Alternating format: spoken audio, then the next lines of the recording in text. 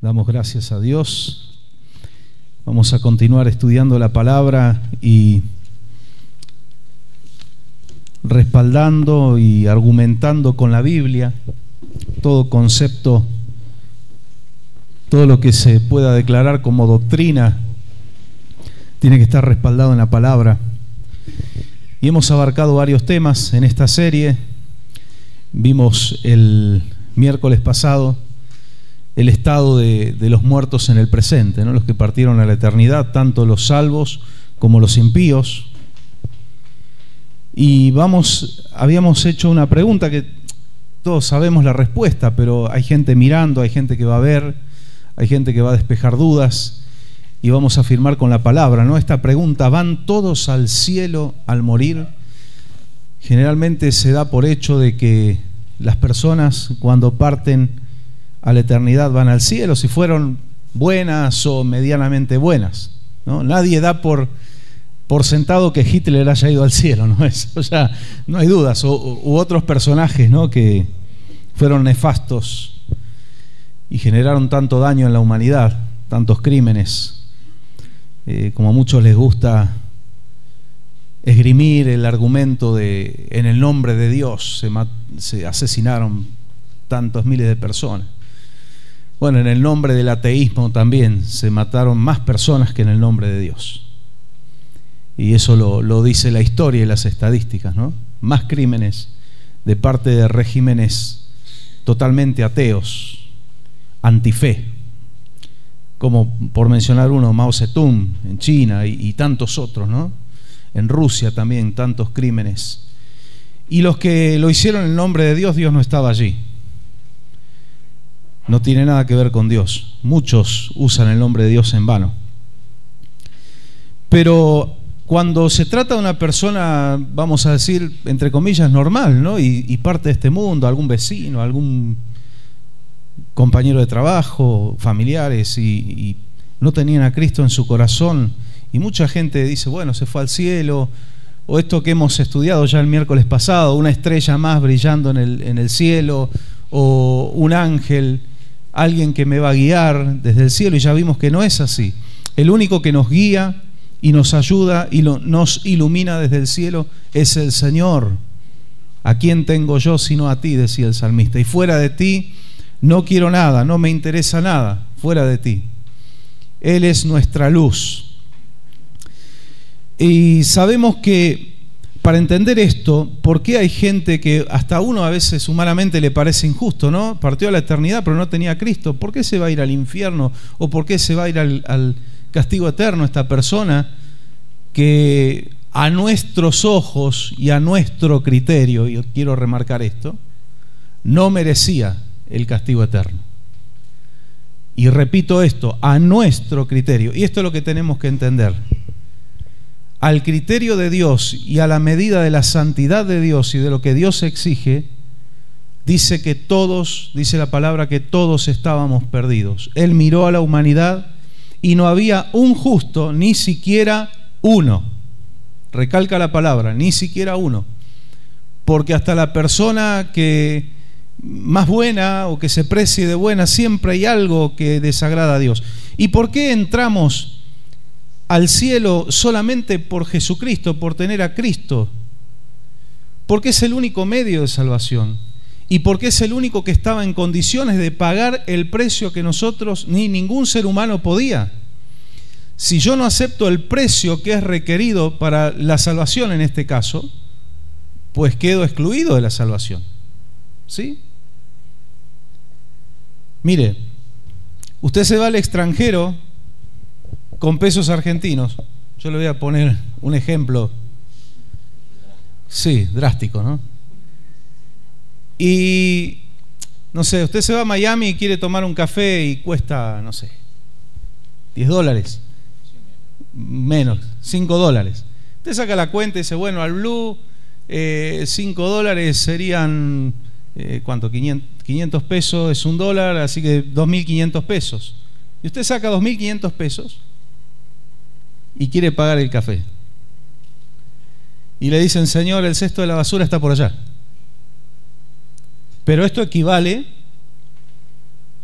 a $5. No, pero esto acá no sirve. No tiene valor. ¿Cómo que no? Tiene el valor que estamos mencionando, sí, pero ¿cuál es el problema? ¿Por qué no te lo aceptan? Porque mañana vale menos, pasado vale menos, y la persona que recibe eso, recibe algo que si no lo mueve rápido, en el mismo día, termina perdiendo dinero. Entonces, yo a mi criterio es el mismo valor, yo puedo pagar ese café con los 2.500 pesos. Pero la persona que me está cobrando sabe que eso no tiene valor, por más que hoy equivalga a lo mismo. Entonces, lo requerido son $5. ¿Sí? La salvación, nosotros a veces vamos, o el hombre quiere presentarse ante Dios con una moneda que no tiene valor, que son nuestros actos de justicia. El apóstol Pablo dice que es drástico, dice que nuestras buenas obras delante de Dios son como trapo de inmundicia, porque están contaminadas. Yo les expliqué el ejemplo del agua, 99% agua pura, mineral, filtrada, purificada, y un 0,1% de agua de cloaca. Usted no lo toma. ¿Pero por qué? Si en su gran mayoría es agua buena. No, está contaminada. Bueno, la santidad delante de Dios, nosotros podemos decir, soy bueno, y Dios dice, no sos bueno. Y sería duro que Dios nos diga, ¿querés que te diga por qué no sos bueno? Y que nos dé un listado. Y ahí nos daríamos cuenta, ¿no? La palabra refleja, la ley de Dios refleja nuestra falta delante de Dios, nuestras transgresiones. Pero hoy no hice nada malo, hoy no pensé nada malo, hoy no le dije nada malo a nadie, no me peleé con nadie. Y el Señor dice, de repente tuviste oportunidad de hacer algo bueno y no lo hiciste, pecaste. Porque en Santiago dice que si sabiendo hacer lo bueno no lo hacemos, pecamos. Entonces podemos decirle, Señor, con vos estamos perdidos. No hay forma. No, sí, hay una forma. Porque alguien que sí fue bueno, aunque estando en la condición de hombre, dijo, no me digan maestro bueno, porque estaba en la condición de hombre, pero sí fue bueno. Jesucristo, Él pagó el precio y es la moneda requerida en el cielo para que podamos tener nuestra salvación, es la sangre de Cristo. No son obras que se devalúan porque hoy hago algo bueno y al rato pensé algo malo. Se devaluó, no alcanza. La sangre de Cristo es el precio requerido. Ahora, una vez que soy salvo, el Señor requiere buenas obras. ¿Se entiende el orden? No es que, bueno, si soy salvo por gracia, es la sangre de Cristo, no hay nada que yo haga que pueda alterar eso, entonces puedo vivir de cualquier manera. Total, yo creo que soy salvo y por la fe soy salvo. ¿Sí? Esa es media verdad. La otra mitad es la que dice Santiago, que la fe sin obras es muerta. Tú tienes fe, muéstrame tu fe, ¿con qué? Con tus obras. Yo tomo el ejemplo de Rahab la ramera.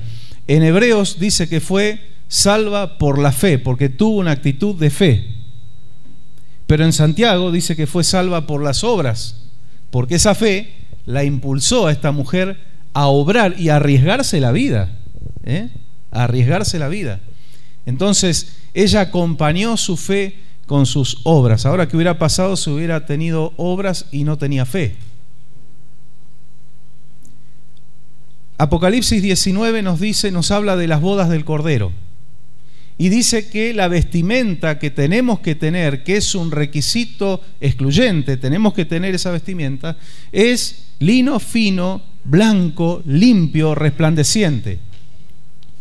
Ok, voy a la mejor tienda que exista en la provincia o en el país y me compro una túnica blanca de lino fino. No, aclara ahí nomás la palabra, dice que son las acciones justas de los santos. Entonces, ¿cómo va a ser en el juicio, ya sea el nuestro, el tribunal de Cristo, o el trono blanco, el juicio a los impíos? Se van a abrir dos libros, ¿sí? Uno es el libro de la vida del Cordero, así lo menciona Apocalipsis, el libro de la vida del Cordero. ¿Qué es lo que figura en ese libro? ¿Qué es lo que tiene que estar allí registrado? Tu nombre, mi nombre, Nada más. Nada más. Pero se abre otro libro que es el de mi vida y el de tu vida. Y creo que cada uno tenemos un buen libraco, ¿no? Un libro, algunos con más páginas, otros con menos. Y dice, ok, estamos en el tribunal de Cristo. ¿Cuántos dicen amén? ¿Tiene fe que va a llegar ahí? Amén. Por la gracia del Señor ahí vamos a estar. Estás aquí, así por eso estás parado frente a mí. Por eso Jesús dijo en Lucas 21, oren para que puedan estar en pie delante del Cordero. ¿Qué está diciendo Jesús? Oren para que ustedes estén en esa instancia de juicio que yo voy a dirigir, porque la del trono blanco es el trono del Padre y es de condenación. Entonces oren para que escapen de todas estas cosas y puedan estar en pie delante del Cordero. No está hablando de una postura física, de decir, bueno, que pueda permanecer en pie y no caiga avergonzado delante del Señor. No, está diciendo que ustedes pueden estar delante mío, rindiéndome cuentas, porque eso quiere decir que están en mi libro. Pero luego Él va a abrir el libro de nuestra vida y dice también la palabra en varios lugares, dice, que seremos juzgados por nuestras obras. ¿Qué da a entender esto? Ok, sos salvo, aceptaste el precio, reconociste que tus buenas obras no alcanzaban para estar acá, aceptaste mi sangre, creíste en mí, por eso estás acá. Pero vamos a ver qué hiciste con eso, vamos a ver qué hiciste con esa gracia.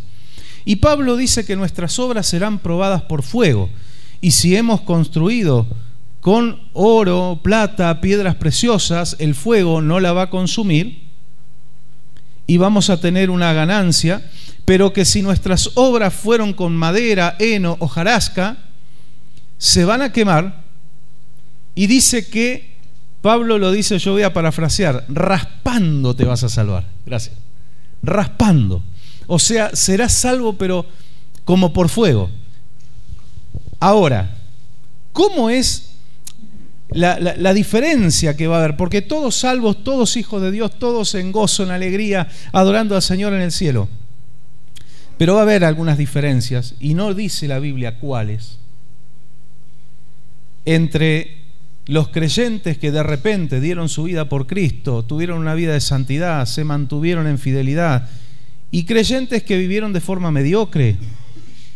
Usted sabe que hay creyentes que viven su vida espiritual de forma mediocre, que dicen te daré, cantan, te daré lo mejor, pero después resulta que hay otra cosa en lugar de Dios, en primer lugar. Y Dios todo eso, al libro, consta en acta, al libro. Entonces el Señor va a ver nuestras obras y va a ver qué galardón nos va a dar. En el cielo estamos, listo, estamos ahí, pero vamos a ver qué galardón te toca. Porque Dios no es injusto para ignorar las obras, el trabajo, el esfuerzo, el sacrificio. Dios no es injusto. ¿Qué injusto sería? Usted vivió en fidelidad a Dios toda la vida, o desde que le conoció al Señor. Usted se puso al servicio de Dios, lo hizo con amor, lo hizo con gozo, con alegría. Usted renunció a cosas por seguir al Señor. Usted muchas veces perdió para ganar. Y llega al cielo y al lado suyo hay un hermano que se congregó una vez por mes, qué sé yo, pero Dios vio su corazón y más o menos zafó, porque van a estar los que van a entrar, como decía una vez Marco Witt, barriditos, pero llegamos, van a entrar medio raspando, sí, los va a ver, y van a estar los que se van a creer que entran raspando y nos van a entrar también. Va a haber mucha sorpresa en el cielo. Entonces le da el mismo galardón que usted. ¿Qué pensaría? Una injusticia, ¿no? Porque Dios es justo. No tenemos que olvidar nuestra realidad. Dios es bueno, pero es justo. Y cuando alguien es justo, para algunos va a ser malo. ¿Le parece? Para algunos va a ser malo. Alguien decía por ahí, es fácil ser bueno, es muy fácil. Lo difícil es ser justo, porque ahí se la tiene que jugar. Ahora, yo les expliqué esto. La palabra nos enseña, esto es importante para entrar en el tema de por qué no todos van al cielo. La palabra nos enseña de que seremos juzgados por nuestras obras, pero también nos enseña que el Señor, Él ha prometido, Él mismo ha prometido, nuestros pecados, arrojarlos a lo profundo de la mar y no acordarse más de ellos. Entonces, ¿qué va a haber en el libro? Desde que le dijimos sí a Jesús, entregamos nuestra vida al Señor, en adelante. Usted puede haber sido un desastre en su vida pasada, puede tener un montón de manchas, quédese tranquilo, eso no va a estar allí. El Señor borró esos pecados. Usted llegó al Señor, dice, las cosas viejas pasaron, he aquí, todas son hechas nuevas. Gloria a Dios por eso. Qué problema para los que nacimos en hogar cristiano y nos criamos desde chiquito. Va a ser un libro un poco más grueso, por ahí consta todo, desde que tuvimos uso de razón en adelante. Casos y casos, ¿no? Pero los que tienen un pasado con manchas, con errores, tranquilos, la sangre de Cristo es más que suficiente, y Él mismo no fue alguien que opinó esto, y yo pienso que Dios puede hacer así. Él mismo prometió arrojarlo a lo profundo de la mar. Él decide, porque Dios no tiene problemas de memoria. ¿Cómo hace Dios para olvidarse? En su mente superlativa, ¿cómo hace para olvidarse? Él decide olvidarse. Él lo decide. Y hay que dar gloria a Dios por eso, ¿no? Entonces, eso no va a estar. Pero, a ver, fulano de tal, tuviste un encuentro conmigo allá por el año 97, el 15 de mayo del 97, de ahí en adelante, y empieza a revisar nuestra vida. Seguro, todos vamos a tener algún tironcito de oreja, todos. ¿Quién se va a salvar de esto? Nadie.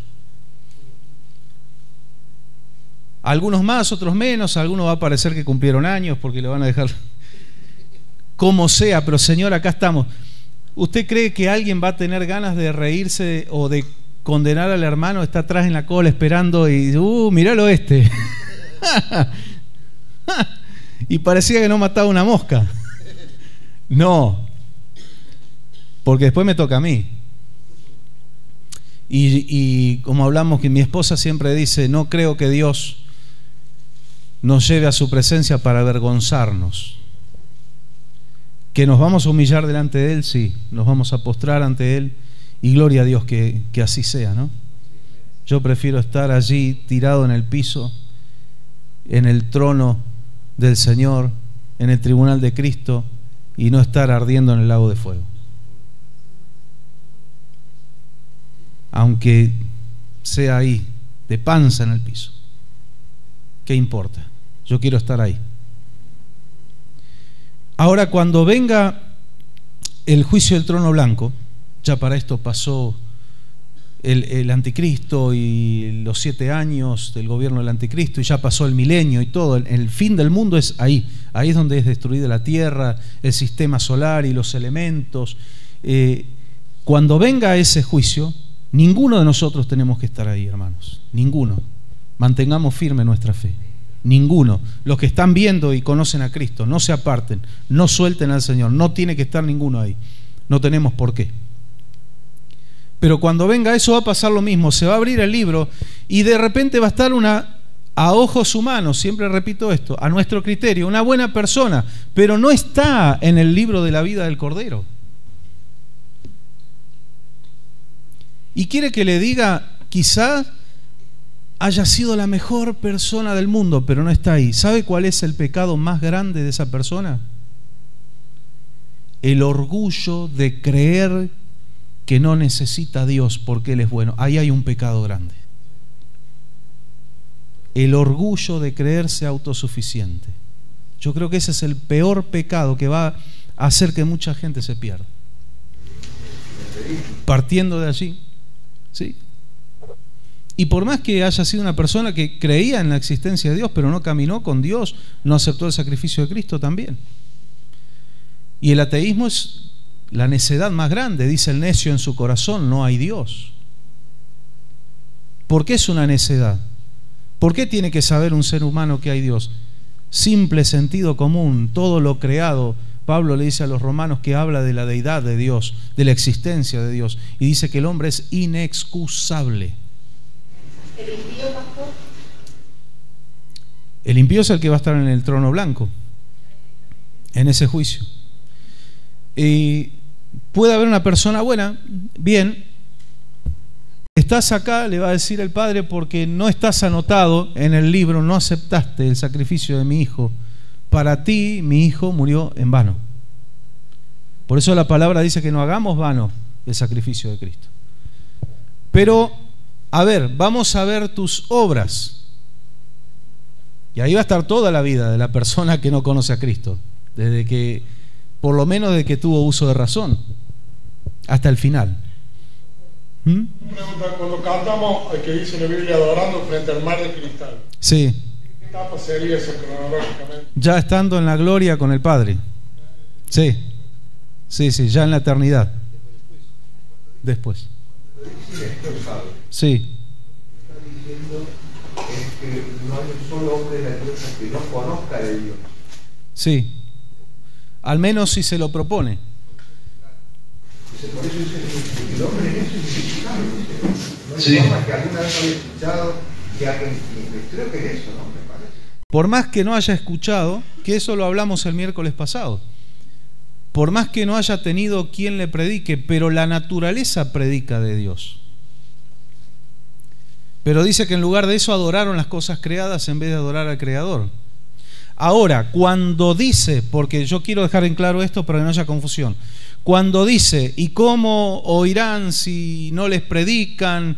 Y habla de los enviados. ¿Para quién está hablando eso el Espíritu Santo a través de Pablo? Eso nos habla a la iglesia. A la iglesia dice, salgan a ganar almas. ¿Cómo van a escuchar de Jesús si ustedes no hablan? Pero al hombre le dice el Señor, aun si nadie te predicara, no tienes excusa. Porque yo dejé las pruebas, las muestras. El problema es que las pruebas están frente a las narices de la humanidad y no las quieren ver. No la quieren ver. ¿Sabe por qué? Porque el hombre tiene un problema moral. Hasta el que dice Dios no existe, no creo en Dios, tiene un problema moral. Sabe que si acepta la existencia de Dios, tiene que aceptar su palabra. Y si acepta su palabra le va a mostrar su triste realidad, que es pecador y es falto delante de Dios. Y si acepta eso, tiene que aceptar a Cristo y tiene que tener un compromiso con Él. Entonces el problema de base del hombre es un problema moral. No quiero que me hablen de Dios, porque por dentro saben lo que eso significa. Me pica el lomo. Sí. Muchas personas. Es miedo al cambio, porque hay que cambiar, hay que ser transformados y tenemos que hacer morir las obras de la carne por el Espíritu, pero hay unas partes que tenemos que hacer nosotros. Tenemos que hacerlo nosotros. Cuando les he hablado, no es que no lo crean y no es que no tengan ganas de venir. Es que tiene a su familia que son ultracatólicos, que me he agarrado un montón de veces con ellos. Y entonces, es por no darle el motivo a ellos. Claro. Sí, algunos creen que traicionan la tradición, lo que mis padres me enseñaron y todo eso. Hay muchos motivos secundarios, esos serían motivos secundarios por los cuales el hombre rechaza a Dios. El primario es este, no quiero. Por enojo, una situación en la vida y no la entendieron y no se preocuparon en entenderla, en buscar a Dios, porque hay que ceder para tener un encuentro con Dios. Por eso dice que el que no muere, el que no toma su cruz y me sigue, no es digno de ser mi discípulo, dijo Jesús. ¿Y qué es la cruz? ¿Podemos decir es un medio de salvación? No. ¿Qué es la cruz? Vamos al significado crudo y duro de la cruz. Es un lugar de ejecución. La cruz es un lugar de muerte, es un método de ejecución. Entonces, cuando dice cada uno tiene que tomar su cruz, el Señor está diciendo, usted tiene que morir ahí si quiere seguirme. Menguar, cantamos, para que crezcas tú, y cada día seré más como tú. Es necesario, dijo Juan el Bautista, que yo mengüe y que él crezca. De hecho, Juan el Bautista tenía discípulos y cuando lo vieron a Jesús, Juan les dijo, vayan con él porque él es el Mesías. Una persona que no era egocentrista ni nada por el estilo, ¿no? Pastor, ¿y aquellos que fueron destinados a la desobediencia? ¿Fueron destinados por Dios y eso no tienen opción? No, fueron destinados porque Dios sabía que ellos iban a rechazar. Es la presciencia de Dios. Por ejemplo, Judas, el traicionó, claro, el corazón de Faraón. Y claro, ¿y por qué endureció el corazón de Faraón? Esto lo estudiamos acá. Porque él tenía que terminar de ejecutar todos sus juicios contra todos los dioses de Egipto. Si el faraón se ablandaba en la primera plaga o en la tercera, iban a quedar dioses flamantes, efectivos para los egipcios. Dios tenía que demostrar que ninguno servía para nada. Por eso él endurecía cada vez el corazón de Faraón. Había un motivo. Hemos hablado otra vez de lo mismo, que no dejan de ser un medio más allá de... Exacto. Para terminar el plan o ejecutar el plan de Dios. Exacto. ¿Por qué? Porque Dios, dice la Biblia, que no es que Dios inculpe. Es a este lo destino al infierno, lo destino a ser un desgraciado y lo destino a ser un traidor. Pobre persona no tendría. Entonces, ¿dónde queda el libre albedrío? Que ese es un estudio que hemos dado aquí. La predestinación versus libre albedrío, y las dos cosas trabajan juntas, ¿no?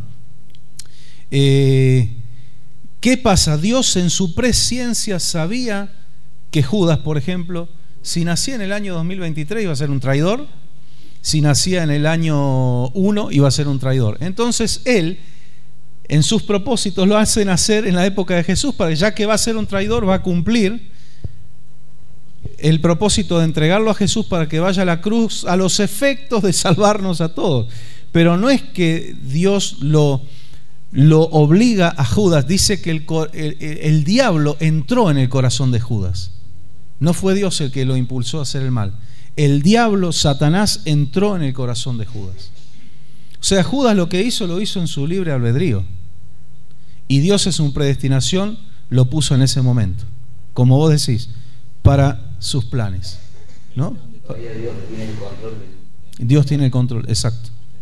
Exacto. Exacto.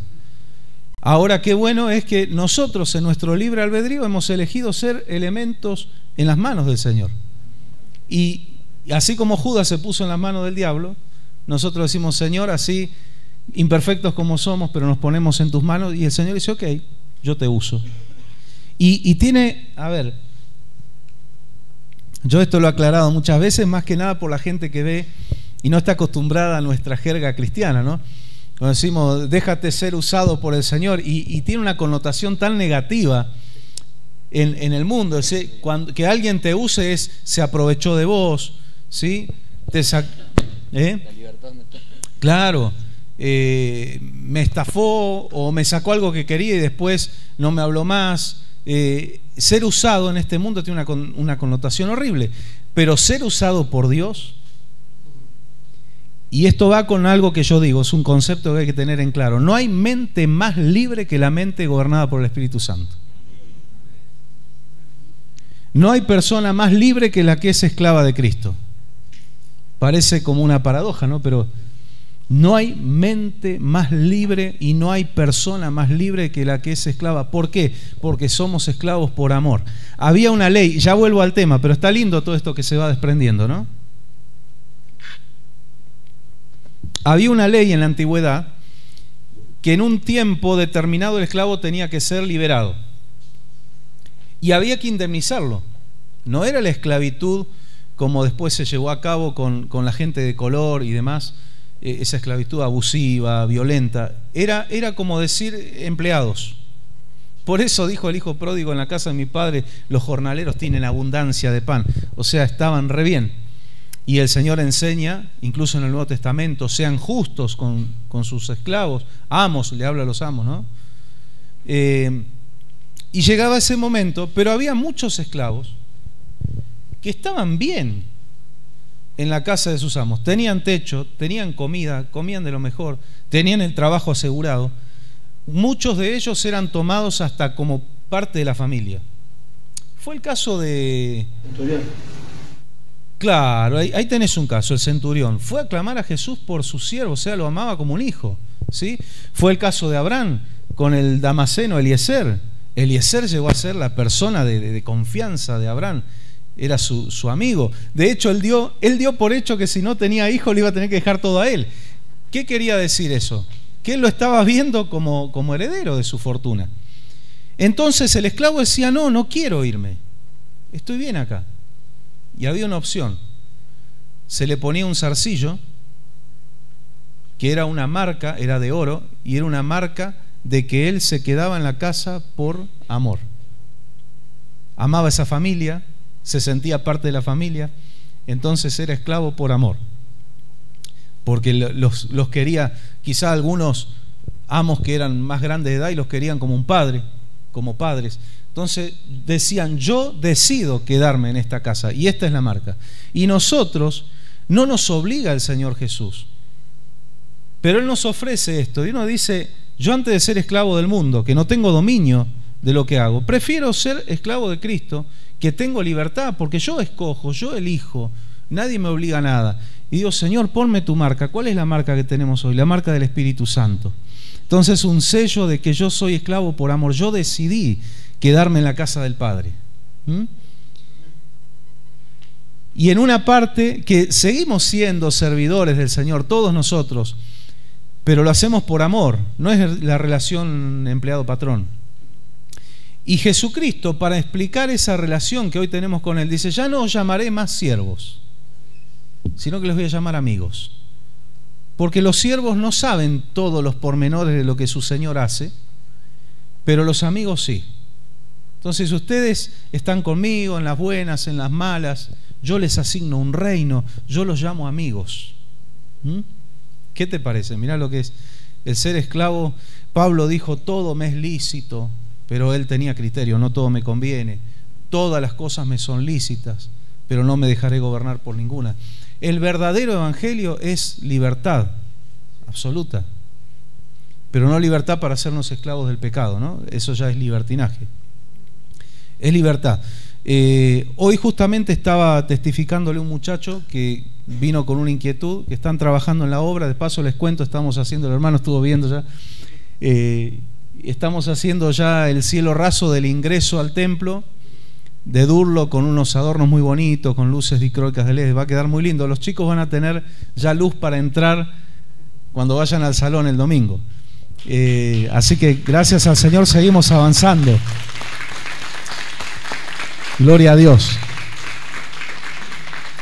Es un gran gasto, pero meditando, ¿no? Y hablando con mi esposa decíamos, bueno, se van ofrendas de muchos domingos en este trabajo, pero gloria a Dios que lo podemos hacer. Eso es lo importante, ¿no? Y ya para lo que viene el Señor proveerá, pero es una buena inversión, muy buena inversión. Y uno de los muchachos que hoy llegó primero y me vino a hablar y me dice, tengo una inquietud y quería hablar, dice, con usted. Nunca me acerqué a Dios y cuando me dijo así, dije, chao, el Señor me tiró al centro, hacela, ¿viste? Ya Dios despertó. Por eso Jesús dijo, los campos están blancos, ¿no? Y le estuve hablando, él tiene un problema personal y demás, ¿no? Pero le hablé de lo que era la fe y la relación con el Señor. Le digo, mirá, la religión es vos tenés que subir a este techo y la religión es una escalera así cortita, no llegás, no alcanza. Y si fuera por religiones hay miles, vos podrías elegir a todas y no tener nada, quedarte vacío en tu corazón, pero Dios es uno solo y esto es algo que disfrutamos, el ir a la casa del Señor, escuchar su palabra, cantamos, le adoramos al Señor, le agradecemos por todo. Es una vida gloriosa, con luchas, con pruebas, con lágrimas, pero con alguien que te respalda, alguien que te defiende, alguien que te perdona, que te restaura. Es muy difícil, le decía él, enfrentar esta vida sin Dios, muy difícil. Y él me escuchaba, ¿no? Muy atento. Y yo le explicaba esto, el evangelio verdadero es libertad. Yo ahora le digo, te estoy ofreciendo esto, que es algo maravilloso, que vos puedas conocer a Jesús, vos, tu familia, acercarse al Señor, pero yo no puedo obligarte. Es algo que vos en tu plena libertad, vos podés elegir, ¿no? Y le digo, cuando alguien te obliga a algo, eso es una secta. Y hasta algunos, le dije, hasta algunos que se hacen pasar por evangélicos, se hacen llamar iglesia evangélica y son una secta, ¿no? Los que te apartan, los que te aíslan, los que te meten en un cubo y te mantienen alejado de todo. Entonces, bueno, quedó que se iba a acercar a la iglesia, pero esto es lindo saber, que esto no es una secta. No hay nada más libre que tener una vida caminando con Cristo. Esto es maravilloso. Incluso esto mismo es libertad. Cuando vos adquirís conocimiento, sí, tenés libertad también. Es que el conocimiento te da libertad. Te da libertad, sí. Puede venir otro y te quiere vender una falsa doctrina, pero vos tenés una formación y vos decís, no. Como dijo Jesús, ¿no? Dice, tirate de acá, le dijo el diablo, porque dice la Biblia que a sus ángeles mandará cerca de ti, que te guarden para que tu pie no tropiece en piedra. Se lo dijo de memoria, bien la palabra, y el Señor dijo, no, la estás usando mal, porque también la palabra dice, no tentarás al Señor tu Dios, ¿no? Entonces, al que es la palabra viva lo vinieron a querer engañar con la palabra. Pero nosotros tenemos la palabra viva, la tenemos a disposición. Y no solo para cuidarnos de falsas doctrinas, sino porque hay gente necesitada y ustedes, no es solo el pastor, la iglesia está equipada, está armada, tiene una palabra de Dios. No importa si no tienen buena memoria, hasta eso. No importa, ustedes están atesorando en el corazón, por ahí no se dan cuenta, pero eso está ahí. Y esto es la espada del Espíritu.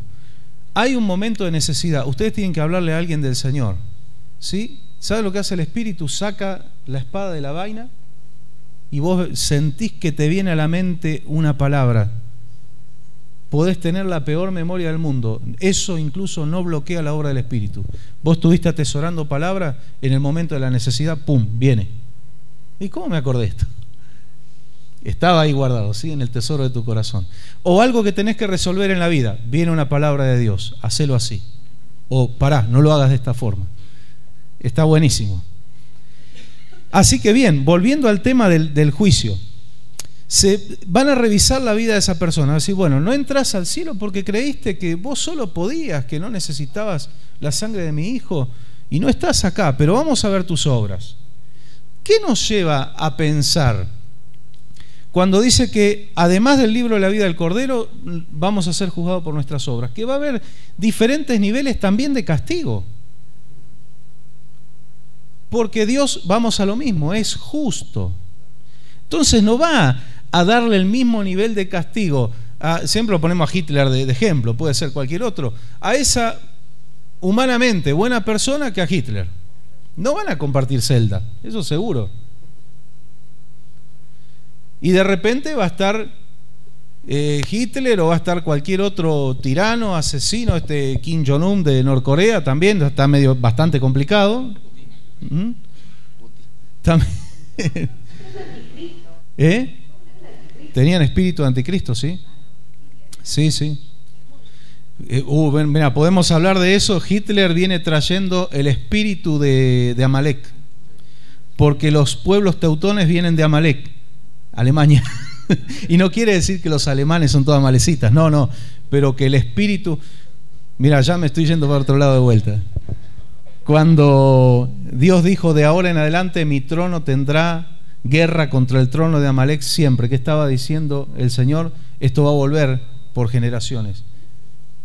Ya no era Amalek, era Hitler. Después de Amalek hubo uno que viene de esa nacionalidad que quiso exterminar al pueblo. ¿Se acuerdan allí en el libro de Esther? Amán el sirio lo quiso exterminar, tenía ese espíritu. Ese espíritu saltó generaciones y vino a Hitler. Quería exterminar al pueblo de Israel. Ahora, todos los que quisieron exterminar a Israel terminaron mal. ¿Cuándo empezó a decaer Alemania en la Segunda Guerra Mundial? Cuando se metió con los judíos. Ahí empezó a venirse abajo. Y antes fue Napoleón. Dice que Napoleón preparó el camino para la venida de Cristo. Sí, hubo varios. El espíritu fue saltando. Se habla, dice que ha habido hasta ahora dos, Napoleón y Cristo. Puede haber habido alguna. Sí. No, pero siempre se habla de Napoleón. Nerón también. Nerón, sí. Nerón también. Sí, sí, sí. Sí. Sí. Bueno, hablemos de política. ¿Cómo es? Bueno, ahí van a estar, y cuando les toque a estos personajes, no me quiero imaginar el libro que tienen de su vida y de sus actos, el castigo para ellos va a ser mucho más severo. Entonces tenemos que entender esto.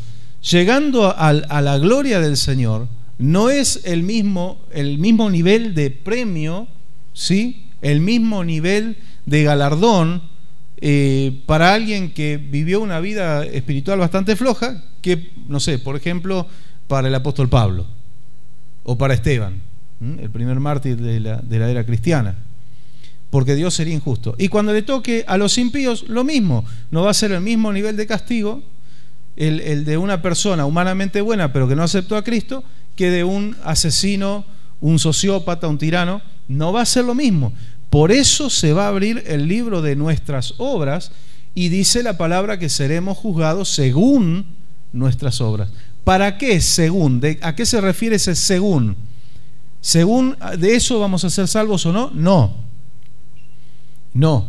Según nuestras obras será el nivel o de galardón o de castigo. Así que no todos van al cielo al morir. Primera de Juan, capítulo 5. Primera de Juan, capítulo 5, versículos desde el 10 hasta el 13. Vamos a basarnos en la palabra del Señor. Primera de Juan 5, 10 al 13.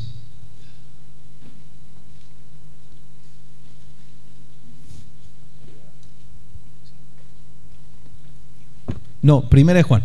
Este es el Evangelio de Juan. Vamos a las cartas. Está antes de Apocalipsis. Está Judas, está Juan, acá, después de Pedro.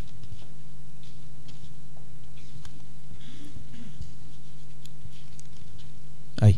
Primera carta de Juan, capítulo 5. Todo esto está bueno para también agilizarnos con la palabra, vamos aprendiendo. Yo siempre les digo, hermanos, nadie se sienta avergonzado por nada, porque acá no venimos a que nadie nos avergüence, venimos a aprender. Por eso yo les digo, si alguien tiene una pregunta y por ahí le parece que es absurda, no se preocupe. Así aprendemos. Así aprendemos. Ese es el objetivo. Entonces, el versículo 10 hasta el 13. El que cree en el Hijo de Dios tiene el testimonio en sí mismo. El que no cree a Dios le ha hecho mentiroso, porque no ha creído en el testimonio que Dios ha dado acerca de su Hijo. Y este es el testimonio, que Dios nos ha dado vida eterna y esta vida está en su Hijo. El que tiene al Hijo tiene la vida. El que tiene al Hijo de Dios el que no tiene al Hijo de Dios no tiene la vida. Ahí está, hasta el 13, ¿no? Al 13. Estas cosas os he escrito a vosotros que creéis en el nombre del Hijo de Dios, porque para que sepáis que tenéis vida eterna y para que creáis en el nombre del Hijo de Dios. Ahí está.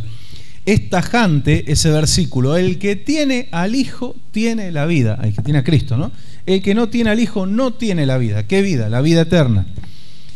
Esto sirve para responder también, quizá alguna vez se encuentren con alguien que les haga este planteo. Los judíos son el pueblo escogido por Dios. ¿Son salvos porque son el pueblo escogido por Dios? Exacto. Una vez una hermana, que no está aquí, obviamente, me vino a preguntar, ¿no? Obviamente, de buena forma. Me decía, pastor, pero ¿cómo si Pablo le dice a los romanos que todo Israel será salvo?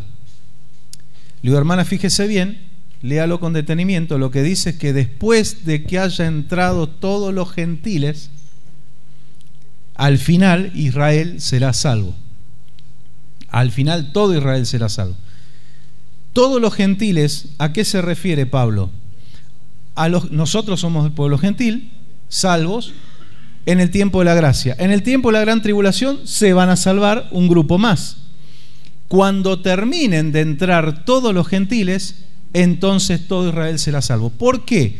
¿Qué va a pasar cuando se termine el tiempo de los gentiles salvos? Vuelve Cristo con nosotros a reinar, a establecer el reino milenial. ¿Y qué pasa con Israel? Todo Israel reconoce a Cristo como el Mesías. Así que a eso se refiere. ¿Por qué todo Israel va a ser salvo al final?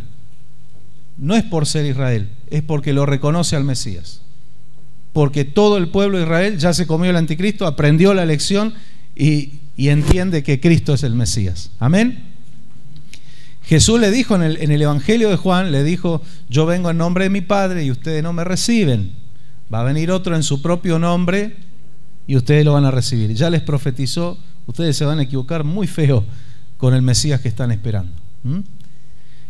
Así que el que tiene al Hijo tiene la vida. Es el único medio de salvación. La entrada al cielo, a la vida eterna, está en tener a Jesús en nuestras vidas. Ahora, ¿cómo es tener a Jesús? Bueno, tengo una estampita, yo lo tengo ahí en mi casa, o tengo una cruz, tengo un crucifijo acá colgado y lo tengo a Cristo. No, no es eso. Y no está mal que tengas una cruz vacía, muy bien, porque Él no está ahí. Yo uso también, que eso también es un tema. No hay que usar una cruz. ¿Por qué no? Pablo dijo: yo no me avergüenzo de la cruz de Cristo. Y tenemos ahí, la tenemos acá. Y no es que esto haga algo, esto tenga algún poder, es un recordatorio de lo que Cristo hizo por nosotros, ¿no? Y lo que era un medio de ejecución y de maldición se transformó en un medio de bendición para nosotros. Por eso Pablo le dice a los Gálatas: y Jesucristo se hizo maldición por nosotros, porque dice en Deuteronomio: maldito es por Dios todo aquel que es colgado en un madero. Jesús, y hasta me da un escozor decirlo, pero lo dice la palabra, por un momento fue maldito. El bendito de los benditos fue maldito. ¿Por qué? Por mis maldiciones, las tuyas. Él llevó nuestros pecados. Él estaba limpio, pero le cargamos. Es como que le tiramos al Señor un container lleno de podredumbre y Él no dijo no, Él no quitó el lomo a eso. Él puso y lo llevó a la cruz y pagó. Por eso estamos acá, no es por religión. Estamos porque alguien pagó con el justo de los justos, pagó el precio que no podíamos. Y ahora Él espera, obviamente, buenas obras de nosotros, ¿no? Pero es solo Cristo el único medio. Vamos a ver en la palabra cómo es estar en Jesús, cómo es que Jesús esté en nosotros, cómo es caminar con Jesús. Hechos 4:12, el libro de los Hechos, capítulo 4, versículo 12. No tomó atajos, hasta en un detalle. A él le pusieron un analgésico en una esponja y no lo quiso beber, porque él podría haber tomado eso y atenuar el dolor, que era horrendo. Cuando uno estudia a la luz de la ciencia lo que sufrió Jesús en la cruz, es indecible. Por eso habla de dolores indecibles, ¿no? Terrible. Pero no quiso, porque era atenuar ese dolor y él tenía que sufrir en carne propia todo el dolor. No hubo atajos. No hubo atajos. Sí. Hechos 4:12. Y en ningún otro hay salvación, porque no hay otro nombre bajo el cielo dado a los hombres en que podamos ser salvados. En ningún otro hay salvación. De hecho, grandes personajes de religiones orientales y demás dijeron: yo no soy el Mesías, yo no soy el Salvador, busquen. Creo que Buda fue el que terminó su vida diciendo: busquen la verdad porque yo no la encontré. Jesucristo fue el único que se proclamó y que pagó el precio por nuestros pecados. Tenemos efectos especiales, todo, percusión, no nos podemos quejar acá. Bien, vamos a Romanos, capítulo 8, versículo 1. Este capítulo que tiene, como decía el pastor el domingo, tiene un concentrado ahí de palabras poderosas. Romanos 8:1. Ahora pues, ninguna condenación hay para los que están en Cristo Jesús, los que no andan conforme a la carne, sino conforme al Espíritu. Ahí está, ahí empezamos a tener indicios de lo que es estar en Cristo Jesús. Porque hay muchos creyentes, yo he conocido gente que conoce el Evangelio, que se ha apartado, que vive una vida licenciosa, pero dice, no, porque ninguna condenación hay para los que están en Cristo Jesús. Che, fulano, el texto no termina ahí. Léete la otra parte. Estos son los que andan conforme al Espíritu. ¿Qué Espíritu? Al Espíritu Santo, a la ley del Espíritu, y no conforme a los designios de la carne. Entonces, si yo digo estoy en Cristo, con mi boca digo estoy en Cristo, pero mi vida está diciendo otra cosa. No estoy en Cristo, estoy en la carne. ¿Sí? Si bien a todos nosotros, cada tanto el viejo hombre se nos quiere asomar, ¿sí? Quiere salir de abajo de la pileta del bautismo, hay que meterlo de vuelta ahí. Ahogate bien. Es una lucha constante, pero por medio del Espíritu Santo podemos tener victoria.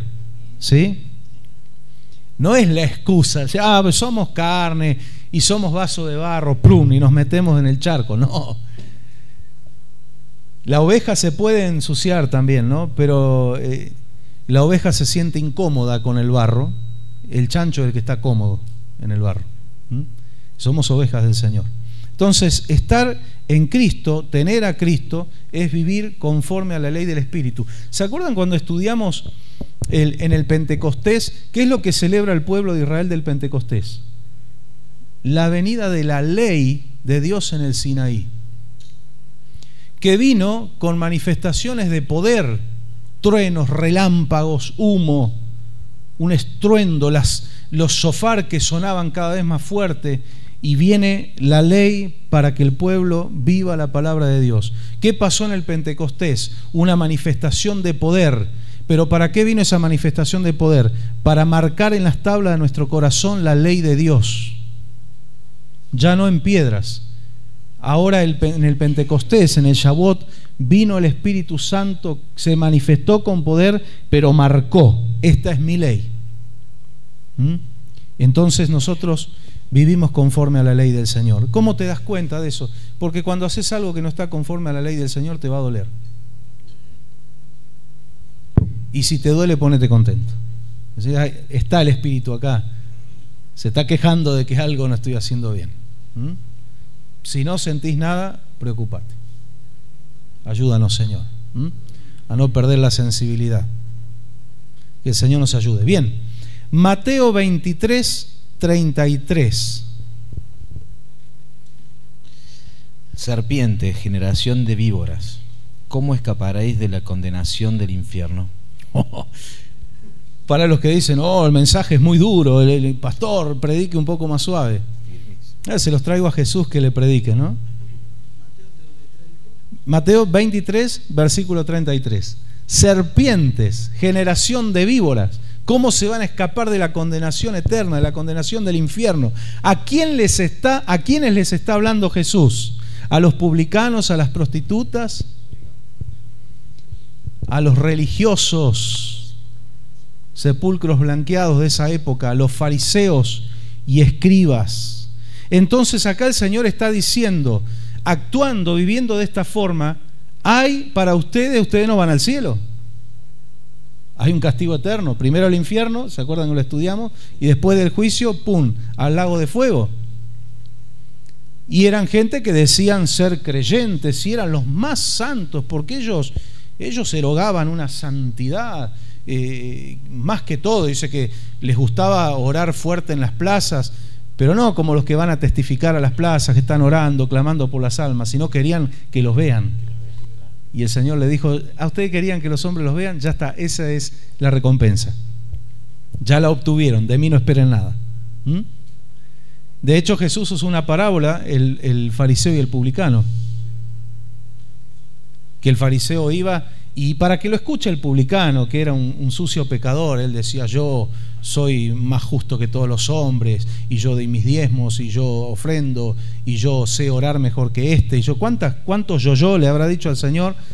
Y el Señor, callate. Me lo imagino al Señor, me tenés harto. No hables tan fuerte, estoy escuchando a este. Y el publicano dice que no se atrevía a levantar la cabeza y se golpeaba el pecho y decía: Señor, sé propicio a mí, pecador. Él decía: yo no tengo nada para venir a mostrarte. No tengo un currículum vitae, tengo un prontuario. Es lo que tengo.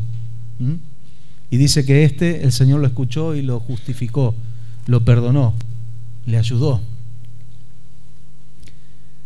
Por eso cuando te digan: vos te vas a golpear el pecho a la iglesia, decirle sí. Porque la gente que no lee la Biblia, la escuchó así media la pasada, la interpreta mal y creen que golpearse el pecho es venir a hacerse el santo. No, al contrario, el que se golpeaba el pecho era el que venía arrepentido. Entonces yo sí me vengo a golpear el pecho acá. No vengo como el fariseo. Vengo a decirle: Señor, perdóname, límpiame, hazte propicio a mí, pecador.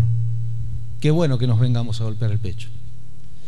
Y decirle, ¿no?, a esa gente: ¿sabes qué bueno, qué bien que te haría a vos ir a golpearte el pecho a la iglesia para que el Señor te limpie, te transforme, ¿no? Bien, te voy a hacer leer el versículo que sigue. Esto es un paréntesis, ¿no?, que quizás no viene al caso. Leímos el 33, leete el 34 también de Mateo. Tenételo señalado ahí. Y hay una cosa curiosa que dice, que Jesús le dice a los fariseos y a los escribas, que pareciera casi hasta contradictorio, ¿no? El 33 le dice que son una generación de víbora. El 34, ¿qué dice? Por tanto, he aquí, yo os envío profetas y sabios escribas, y de ellos a unos mataráis y crucificaréis, y a otros azotaréis en vuestras sinagogas, y perseguiréis de la ciudad en ciudad. ¿Se dieron cuenta de lo que Jesús les dice a los fariseos y escribas? Le está diciendo: les voy a mandar escribas, profetas y sabios, que la Nueva Versión Internacional dice profetas y maestros. Y escribas, pero ¿qué le está diciendo a los escribas, estos truchos, que le iba a mandar escribas? Y que a esos escribas malos, a los escribas buenos, los iban a azotar en las mismas sinagogas, los iban a perseguir de ciudad en ciudad. Y estuve meditando y empecé a recordar casos. Pablo, por ejemplo, ¿qué era? Fariseo de fariseos.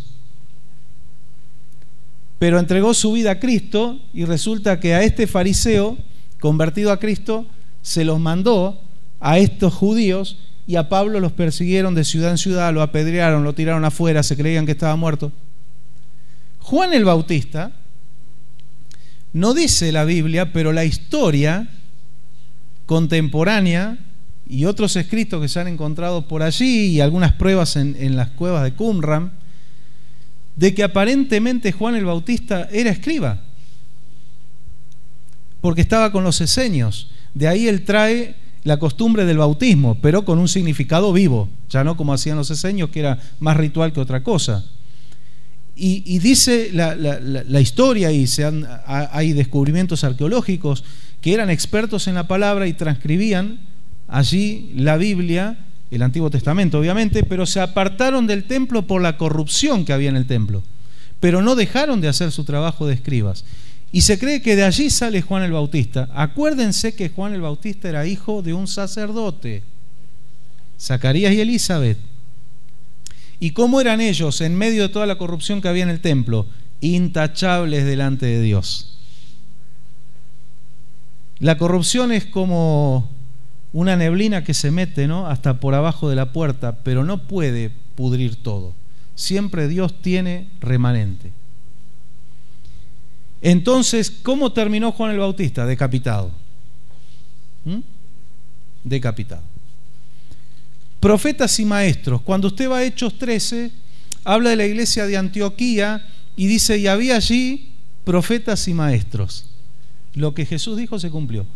Él le mandó a los mismos escribas y fariseos, le mandó escribas y fariseos, le mandó profetas, le mandó maestros. ¿Y qué hicieron? Lo que Jesús dijo.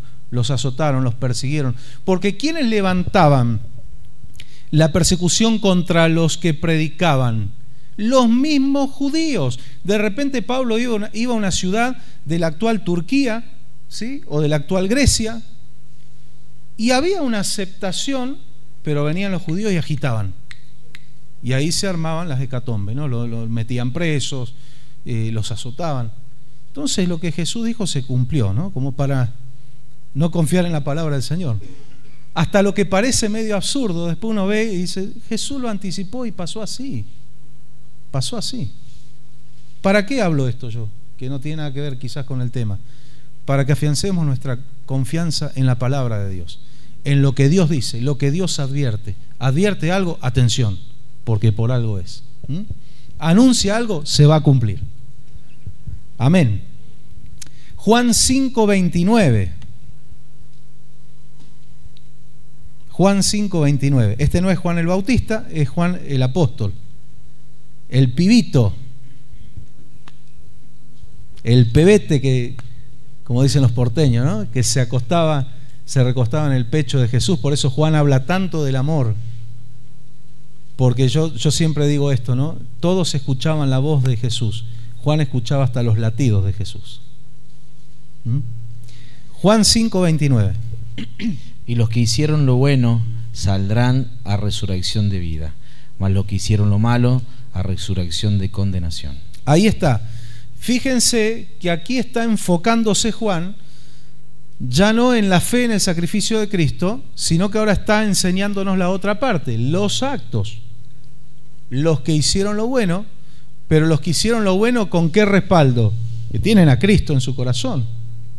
Los que hicieron lo malo, el primer acto de maldad, hasta del más bueno, rechazar el único medio de salvación. Y de ahí todo lo demás, ¿no? Entonces aquí está poniendo un foco en las obras. Vamos a ser juzgados por las obras. Vemos por la palabra de Dios que no todos van al cielo, pero esto es importante, lo sabemos, pero lo vamos a remarcar. Nosotros decidimos. Nosotros decidimos a dónde vamos. Vamos a la boletería, hay 2 ventanillas, nada más.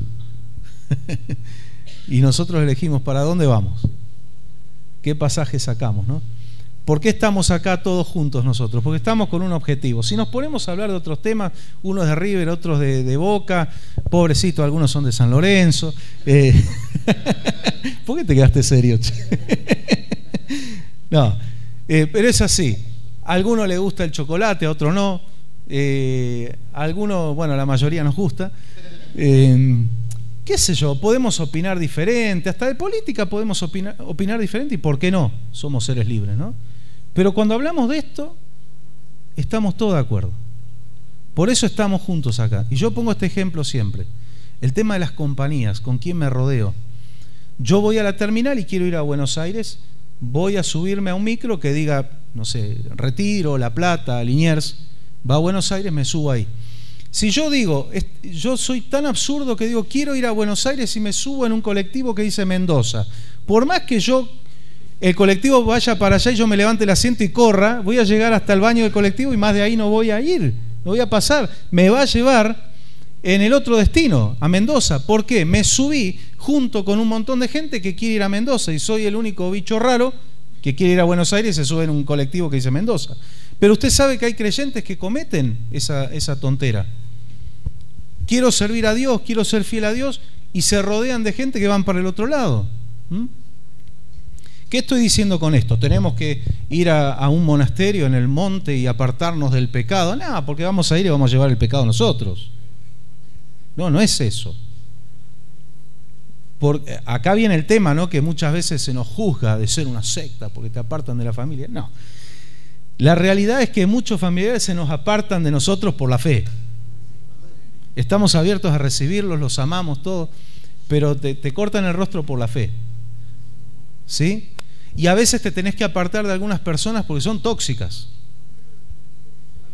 Pero no es que tenés que alejarte y meterte en una burbuja y nos metemos acá en la iglesia y nos encerramos todos como esos locos que se terminan suicidando. No, eso no es el evangelio.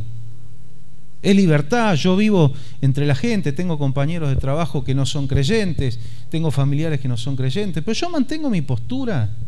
Y la causa común, ¿con quién la hago? Yo puedo compartir en el trabajo un momento, que esto que el otro, pero cuando yo quiero hacer causa común, yo me junto con ustedes. No estoy discriminando a nadie ni diciendo nosotros somos los mejores. No, por no ser los mejores que estamos acá, estamos buscando la gracia del Señor. Pero las situaciones de la vida te van llevando a que vos escojas quién te ayuda, te edifica y quién no. Incluso entre evangélicos, entre cristianos, Pablo habla de los adúlteros en la fe. Fíjense que ni siquiera habla del pecado literal, sino los adúlteros en la fe o los que causan división. Y dice, apártense de tal persona. Pero es mi hermano en Cristo. No, apártense. Porque dice, si no se arrepiente de lo que está haciendo, ¿qué dice Pablo? Ténganle por gentil y publicano. Y alguno quiere ser más bueno que Dios. Pero si no te das cuenta, me está tirando para abajo. ¿Qué tenemos que hacer nosotros? Alentarnos al amor y a las buenas obras. No, me saludó fulano, no voy más. No, dejate embromar, ya te va a saludar. No te saludó fulano y te saludaron 60 hermanos. ¿Qué problema te haces porque uno no te saludó? Y a veces el diablo que mete cosas, no me quiere saludar, capaz que no se cruzaron, se fue antes, y el diablo agarra esas cosas. No, entre nosotros tenemos que animarnos, métale para adelante, vamos. Cuando alguien te hace algo malo, bueno, no mires lo que hace el hombre y seguí al Señor. Pero cuando recibís el cariño de tus hermanos, mirá lo que hace Dios y mirá lo que hacen tus hermanos. O sea, cargate de todo lo que te sirve y todo lo que es bueno. Amén. La creencia de que todos al morir van al cielo, yo se los decía el otro día, se llama universalismo y argumenta de que como Dios es amor, no puede mandar a nadie al infierno o a un lugar de tormento, a un castigo eterno. Entonces a veces castiga a algunos que se portan mal, pero finalmente todos van al cielo, y nada más lejos de la realidad, ¿no? Y de lo que enseña la palabra. Hebreos capítulo 12, versículo 29. Hebreos 12, 29. Porque nuestro Dios es fuego consumidor. Ahí está, un versículo cortito pero tajante. Dios es amor, sí, pero también es fuego consumidor. Hace referencia al libro de Deuteronomio, que dice eso, que Dios es fuego consumidor y es un Dios celoso. Es un Dios celoso de nosotros, porque nos ama. Pastor, una pregunta. ¿Hay gente que confunde el espíritu con el alma? Sí. Porque dice que el espíritu va a Dios, el espíritu de vida va a Dios. Sí, es un buen punto ese. Eso es lo que piensan, que el alma va todos a Dios. Por eso capaz que sea... En algunos casos sí, porque somos tripartitos, y es la forma una de las maneras de entender la Trinidad. Que dicen, ¿cómo al final es un solo Dios y son tres dioses, el Padre, el Hijo y el Espíritu Santo? ¿Cómo es la cosa? Bueno, yo lo explico de esta forma. Usted, no sé, Norma, ¿cuántas personas sos vos? Una, pero compuesta de espíritu, alma y cuerpo. Somos tripartitos, ¿sí? Espíritu, alma y cuerpo. Entonces, cuando vemos que habla la Biblia del alma, que habla del espíritu y que habla del cuerpo, dice que polvo al polvo, el cuerpo va al polvo de la tierra, el espíritu vuelve a Dios quien lo dio, porque el espíritu es el soplo de vida de Dios, y el alma, que es el estuche de toda nuestra personalidad, de lo que sentimos, lo que creemos, se involucra el corazón, ¿no? El corazón es parte del alma. Esa va a un lugar de espera, como lo estudiamos, ya sea para resucitar, para vida eterna o para confusión perpetua, como dice en Daniel. Entonces el alma es eterna. El alma es eterna. Una pregunta así, llegamos a un cuerpo glorificado. Sí. Claro, porque nuestra alma va a recibir un cuerpo glorificado. ¿No es espíritu? No. Mira. Porque el espíritu es el carácter de la persona, ¿no? No, el espíritu es el soplo de vida. El carácter de la persona es el alma. El alma. El espíritu es el soplo de vida. Y es el soplo de vida que Dios le da a todos, no solo a Adán. El alma es lo nuestro, lo personal. Sí. ¿Cómo? La mente, claro, la mente, el corazón, todo lo que tiene que ver con nuestra personalidad. todo lo que tiene que ver con nuestra personalidad. Una vuelta hace mucho, yo estaba en la otra congregación, se enseñó el tema y decía que el espíritu de la persona es el genio, el alma es los sentimientos. No, el espíritu, lo que la Biblia habla del espíritu del hombre, que es el soplo de vida de Dios, es el que une el alma con el cuerpo.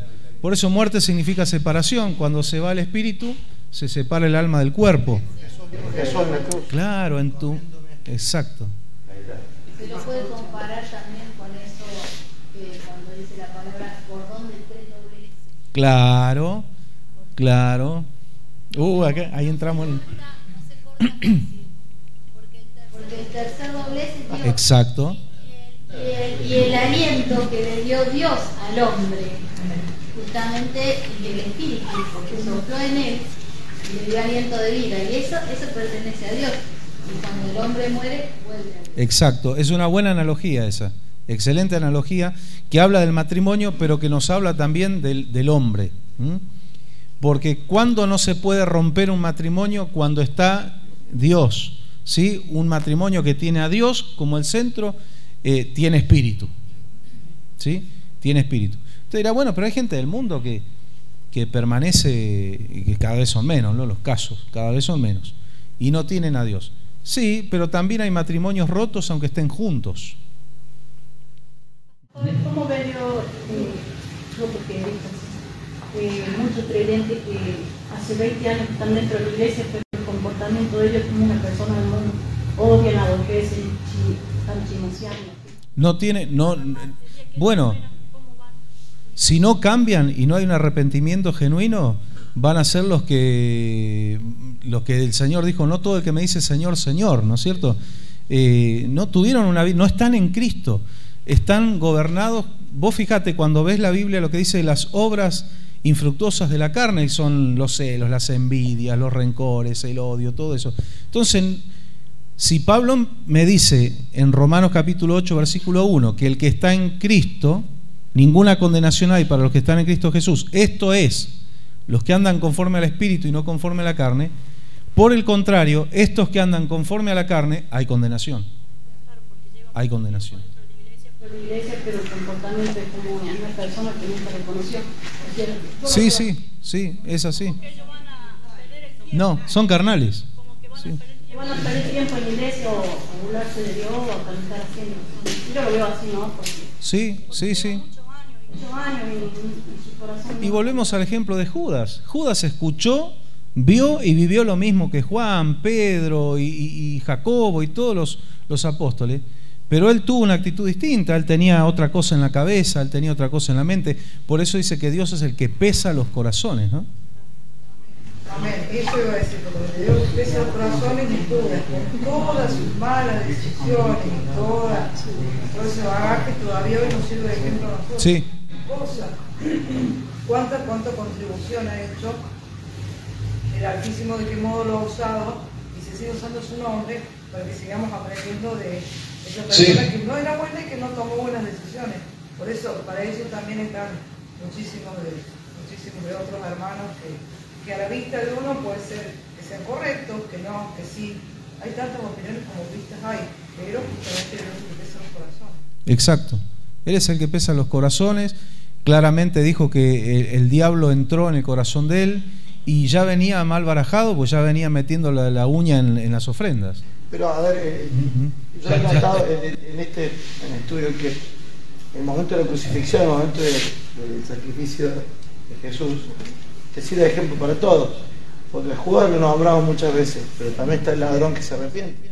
Claro. Tuvo toda una vida que en esa cruz también nace junto a Jesús, por decirlo de una forma. Vuelve a ser otro ejemplo, el ejemplo del espíritu, el cuerpo, que es la amalgama, también lo ves en la cruz. Sí. Cuando muere, cuando se entrega, cuando usted nos enseña que el alma desciende y arma flor del hígado. Sí. Todo esto lo estás viendo en el momento clave, que es el sacrificio de nuestros años. Sí, de hecho hay cientos y cientos de profecías cumplidas solo en el momento de la cruz. Los expertos en teología dicen que incluso con la ley de probabilidades es imposible que tantas profecías se cumplieran en un hombre y en ese momento de la cruz, ¿no? El Evangelio está resumido ahí. A mí me sorprende porque mejor Judas tiene nombre, pero el ladrón malo. Ni siquiera tiene nombre. Pero vos fijate qué problema hay que dice en Apocalipsis que recibiremos un nombre nuevo, ¿no? O sea que ya a él le quedaba quizá unas horas o minutos de usar ese viejo nombre y pasar a ya tener otro nombre, ¿no? En el cielo. Cuando sea despertado, resucitado, vamos a tener un nombre nuevo. ¿Alguno le va a favorecer? Sí. Se decía de que escuchaba cuando dice que los primeros serán postreros, Sí. y los postreros serán primeros. Exacto. La preocupación nuestra, si quiere decir, preocupación nuestra, digamos, nuestra lucha diaria debe ser por perseverar hasta el fin. Así es. Espíritu, ¿no? de buscar a Dios. Para que nadie arrebate tu corona, como dice, ¿no? en las cartas. Se registra el nombre, ni se sabe, un anónimo. Sí. El ladrón de la cruz que se salva a último momento. Y ahí también entra esto otro, que este tema es un tema muy delicado, porque nosotros los seres humanos, como venimos diciendo, no podemos juzgar, este se salvó, este no se salvó. Exacto. Hay personas que ya marcadamente, ya se sabe, por Hitler, siempre, está de turno Hitler. Tiene todos los números. Está revolcando en este momento. Está riendo. Porque bueno, fue un caso, es un caso muy marcado de que no tiene salvación, porque él escogió y eligió esa vida que siguió, y terrible, un asesino terrible, todo esto que sabemos de la historia. Pero en cuanto a personas que uno no sabe, comunes, vamos a decir del llano, como cualquiera de nosotros, seres humanos, de repente uno no puede hacer un juicio acerca de la salvación de esa persona. Sí. De repente, ¿por qué? Porque son casos muy, digamos, son cuestiones muy delicadas de la soberanía de Dios sobre lo que es la salvación. Tal cual. Tal vez en el último son aquí, por ejemplo, en Latinoamérica, vamos a hablar de nuestro caso, Argentina. La mayoría, todo el mundo conoce a Dios. Sabe quién es Dios, sabe lo que es el cristianismo, sabe quién es Cristo, vamos a decir. Aunque tal vez no le siguieron, bueno. Hay casos muy, vamos a decir, por eso es una cuestión muy sensible, porque solamente Dios sabe lo que hay. Hoy escuchaba cuando decían Inés y todo, hablamos, Él escudriña los corazones y Él sabe qué es lo que hay acá. Y en los microsegundos antes de la muerte, solo Dios sabe cuál es el trato de Dios con ese ser humano. Solo Él sabe. Él necesita una fracción de segundos para salvar a alguien, ¿eh? No hace falta horas. Como creía, hace poco falleció un chiquito amigo de Betania, de 15 años, que se le habló mucho de Cristo, ella le predicó, porque el nene se decía ser ateo. Pero bueno, ella le habló con la película Dios no estará muerto, hizo todo ese análisis que hacía, la tesis que hacía la película y todo, y le hablaba ya de como los 14, 13 años le venía hablando. Entonces la madre era conocedora del Señor también, es. Entonces, ¿qué pasa? Nosotros decimos, yo creo que Dios trató con la vida de este niño, era un niño. Oramos mucho en esa dirección, que en esos momentos de estar, esos momentos tan duros, no tan tristes, de estar en una sala de terapia intensiva, que el Señor se le revele, ¿no? Que el Señor... Entonces, uno ora en esa dirección con fe, por la palabra tal vez que en su vida, o quizá era creyente, no se sabe, allá en arriba nos vamos a sorprender, porque van a haber no solo evangélicos, van a haber católicos, van a haber algún otro que creían en Cristo, pero tal vez en el último segundo de su vida, ¿quién sabe cómo Dios, en su misericordia, en su amor, lo habrá querido salvar? Es ese contacto de Dios con el hombre en esos segundos que uno no sabe, porque nosotros estamos acá y no sabemos de esas cosas finas que solo Dios, de ese trato fino que solo Dios tiene. Por eso la Biblia habla de algunos arrebatándolos aún del fuego, o sea, ya están pisando se les está abriendo el túnel para abajo y el Señor se los rescata, ¿no? Sí, yo recuerdo un caso, que está bueno para ilustrar esto, que pasó aquí en la ciudad. Un hermano de otra iglesia que su hermano se suicidó, se ahorcó y murió, obviamente, ¿no? Porque algunos fueron salvados también, pero en este caso fue una tragedia. Y él tenía esa angustia en su corazón de que su hermano se fue sin la salvación, porque el suicidio es como un asesinato, porque mi vida le pertenece a Dios. Si yo me quito la vida, estoy apagando algo que no me pertenece a mí. Y tuvo mucho tiempo esta angustia. Y una vez visitó un profeta de verdad, de los que hay, visitó esa iglesia, y venía de otra, no creo que venía de Buenos Aires, no conocía a nadie en la congregación, y fue y le trajo una palabra profética y le dijo: así dice el Señor, antes de morir, en el último instante, él se arrepintió y yo lo salvé.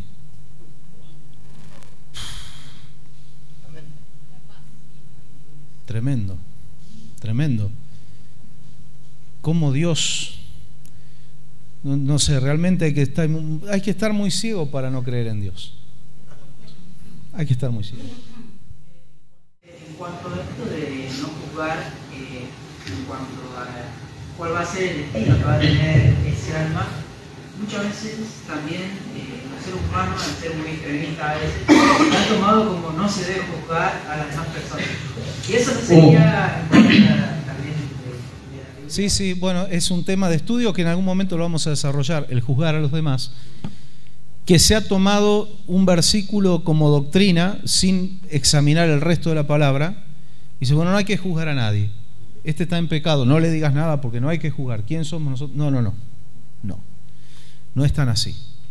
El Señor nos dice: no se pongan ustedes en jueces, pero sí juzguen.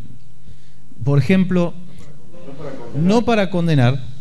Pero ¿qué está diciendo Jesús? Dice: antes de juzgar a tu hermano que tiene una pajita, un pastito en el ojo, sacate la viga que tenés en el tuyo. Ahora, una vez que tenés los ojos limpios, fíjate bien también. Porque el apóstol Pablo dice, creo que fue a los Corintios, le dice: ¿cómo ustedes llevan los litigios ante los incrédulos? Dice: no pueden ustedes que van a juzgar a los ángeles, ¿ustedes no están preparados para juzgar cosas de esta tierra? O sea, sus problemas júzguenlo.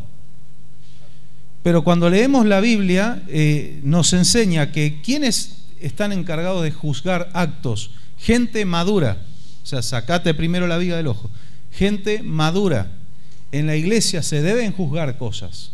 Ahora, no es el juicio de decir te mando al infierno, ¿sí?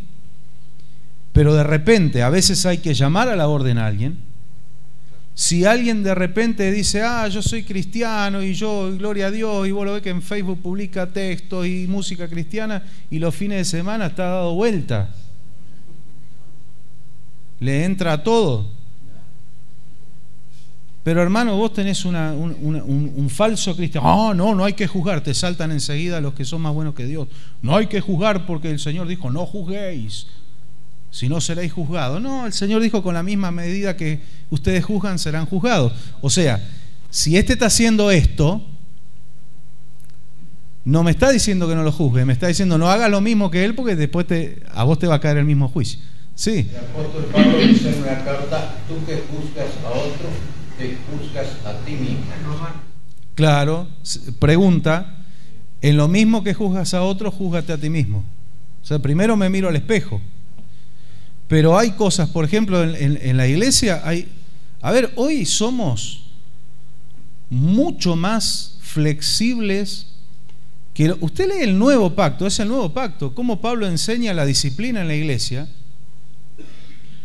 y es tremendo. Dice: si alguien está pisando en falso, lo llamás, lo exhortás, si no te escucha, llamás a 2 testigos. Y ¿cómo me avergonzás? Hermano, es la ley de Dios. Vos no me quisiste escuchar a mí, yo ya ahora delante de testigos te digo esto. Y dice: si no escucha y no cambia delante de testigos, mandalo al frente delante de la congregación. Y si aún así no cambia, expúlsenlo de la iglesia. Y ahí saltarían, ¿cómo lo van a juzgar así al hermano?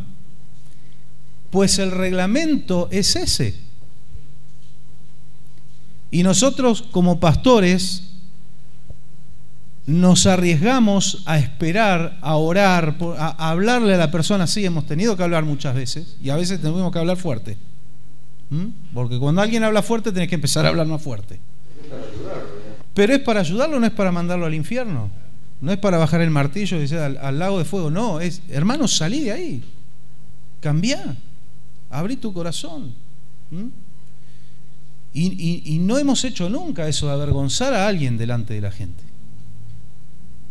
Pero si lo hiciéramos, estamos respaldados por la palabra. No lo vamos a hacer. Y tomamos nosotros esa decisión como siervos de Dios, y delante de Dios daremos cuenta, ¿no? Como siervos de Dios. Pero preferimos que las personas puedan recapacitar y que no haya que llegar a eso, ¿no es cierto? Y hubo gente que sí, hubo un par de casos, tuvimos que expulsar. Hubo gente que sí. Y es la tarea más fea del pastor. Es la tarea más fea del pastor. Porque ya cuando el pastor identifica un lobo, lo tiene que sacar de entre medio de las ovejas. Hay que sacarlo. Y después, si esa persona se pierde, porque me echaron de la iglesia. No, querido, te perdés por tu pecado. Es tu culpa. No es culpa ni de los hermanos ni del pastor. ¿Querías decir algo? Yo me quedé hablando de esta gente, de los anónimos, por decirlo de una forma, que tienen un peso y una importancia. Yo leía lo del endemoniado gadareno. Sí. Prácticamente Jesús lo manda a evangelizar. Cuando anda, y tremenda tarea, casi el primero, por no decir el primero que manda a dar su testimonio, es muy importante, y es un desconocido también, ni siquiera solamente un endemoniado que se salvó, o que el Señor lo salvó. Tremenda tarea le da. Sí, tuvo varios evangelistas que no quedaron marcados como los 70, por ejemplo, no dice el nombre de ellos, pero había 70 discípulos que no estaban a tiempo completo con Jesús, pero predicaron, Dios también les dio autoridad. Usted siempre que dice de hablar con la samaritana, bueno, a mí se me quedó el gadareno. ¿Qué habrá hecho después? Sí. Y un anónimo, otro anónimo. Sí, todo eso está. Y los vamos a conocer, eso es lo más lindo, ¿no? Una pregunta, pastor. La pregunta mía es la siguiente. ¿Se puede conmover el corazón de Dios? Y ahora, en base a la pregunta que tengo, cito el texto bíblico. Ezequías, cuando el Señor lo manda a buscar con el ángel, que le dice, prepara tus cosas que nos vamos, él tiene firmar la sentencia de muerte, o sea, de parte de Dios. Yo interpreto, según lo que dice el texto, que está una decisión tomada. Cuando Ezequías llora amargamente, que le ruega al Señor, le hace cambiar de parecer. Esa es la pregunta en realidad. Le hace cambiar de parecer y el Señor le regala 15 años más, fuera de lo que después pasó, que ya sabemos, pero digamos, la pregunta clara mía es esta: ¿se puede cambiar la decisión del Señor que ya tiene tomada, por ejemplo? Sí y no. Te voy a explicar por qué. Hay casos donde, como Dios conoce sabe que conoce el futuro, Él vive en la eternidad, así que Él ve todo como si fuera presente. Y Él evalúa todo y pone en la balanza factores que nosotros ni siquiera vemos. Y en algunos casos, como el de Ezequías, hubo una voluntad permisiva. La voluntad perfecta era, lo llevaba y quedaba como el mejor rey, uno de los mejores, no el mejor, pero uno de los mejores. Y ante el clamor, Dios le da 15 años más de vida y sabemos cómo terminó. Engendró a un hijo que terminó siendo su sucesor y fue un desastre. Le mostró todos los tesoros a sus enemigos. Usías fue un rey bueno también. Creo que Manasés se llamaba el hijo de él. Pero fue un desastre. Lo hizo en esos 15 años. Entonces, si Dios te da ese changüí, ¿qué responsabilidad es? ¿Qué hago ahora con esto? ¿Qué hago con esto? Y hubo casos donde Dios dijo no, no y no. Abraham lo quiso posicionar a Ismael delante de Dios. Y Dios le dijo no. Cuando le habló por Lot, por Sodoma y Gomorra, así el Señor fue transigente, está bien, no, si hubiera un justo, si hubiera 50, si hubiera 10, bueno. Pero cuando fue lo de Ismael dijo no, ahí había un propósito inquebrantable, inamovible de Dios y dijo no, en Isaac te será llamada descendencia. Sí, a Ismael yo lo voy a bendecir, también va a tener 12 tribus, van a ser naciones bravas, guerreras, pero no viene la salvación por Ismael, viene por Isaac. De Ismael viene la descendencia árabe. Los árabes, que hasta el día de hoy es un gran problema. Por eso Dios dijo no. Y Moisés, cuando el Señor le dice ahora por no haberme glorificado delante del pueblo, pobre Moisés lo hicieron enojar, comió un garrón. No vas a entrar en la tierra prometida. Encima pareció una burla, le dijo, subí al monte, mira para allá, esa es la tierra prometida. Decile chao, bye. Y dice, me gusta la expresión que tiene la NBI, dice que en varias oportunidades le quiso hablar a Dios sobre eso y Dios le dijo, basta, no se hable más del asunto. Se acabó, no entró. O sea, hay oportunidades donde Dios cede una voluntad permisiva. Bueno, no era mi voluntad perfecta, pero te voy a dar este changüí a ver qué haces. Ezequías la hizo mal. Y en otros casos dice no, es tajante. Jonás se tomó el barco, se quiso ir a Tarsis, no, vení para acá, a Nínive, mijo. Lo hizo tragar con un pez, le mantuvo el oxígeno ahí para que no se muera 3 días, 3 noches, y lo escupió ahí en las playas de Nínive, que dicen que Nínive no tiene mar, pero aparentemente Nínive, la que los arqueólogos dicen que es Nínive, no es la Nínive de la cual habla la Biblia, porque en realidad sí había costas en la Nínive bíblica. Creo que es la Mosul actual. Si no recuerdo bien el nombre, pero es un lugar que tiene costa. Sí, creo que sí. Creo que esa la... El otro día lo leí. Lo que pasa es que no si era Mosul o otra, pero creo que era Mosul. Pero ahí está. Voluntad perfecta, y de ahí Dios dijo no me muevo ni para acá ni para allá. Ni con Abraham, que fue su amigo, ni con Abraham, que fue su amigo. Y ahí es donde viene el dicho, Dios no tiene hijos predilectos. Y no es que, a ver, Abraham dijo, son mi amigo, pero ¿por qué? Por las actitudes de Abraham con Dios. Si viene uno que ni ora ni tiene comunión con Dios, y Dios no le va a decir, bueno, este me cae bien. No tiene hijos predilectos.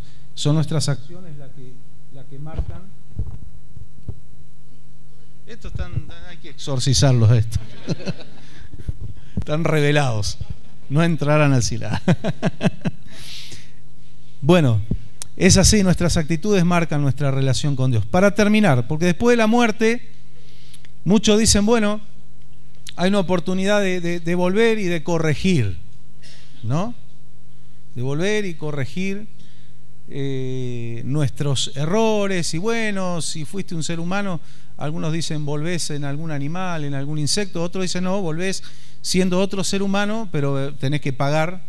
Capaz que fuiste un millonario egoísta, tirano, y volvés siendo una persona pobre, vas a tener que sufrir. No es verdad eso.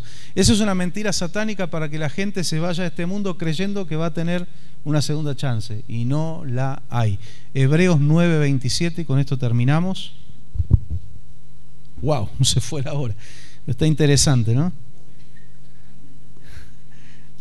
Y de la manera que está establecido por los hombres, que muestran una sola vez, y después de esto el juicio. Está establecido por Dios para los hombres que mueran una sola vez, y después de esto el juicio. No el limbo, no el purgatorio, no la reencarnación. Como dice doña Jovita, yo conocí a alguien que murió reencarnada, era una lombriz, dice. Bueno, no, porque es una carnada, bien. Los chistes, si se explican, pierden la gracia.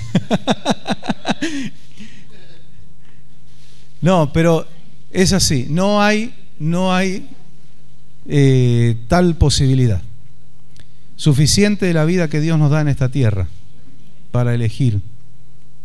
Así que no es que Dios mande gente al infierno o al lago de fuego. La gente que va sola. De hecho, vimos en la palabra que el lago de fuego fue diseñado por Dios, fue hecho por Dios para Satanás y sus ángeles. Un lugar de condenación. Pero no era para el hombre. El hombre solito saltó, ¿viste? al precipicio. ¿El fuego es eterno? Es eterno. Porque por ahí escuché decir que sería injusto que Dios nos castigara eternamente. Y un pastor.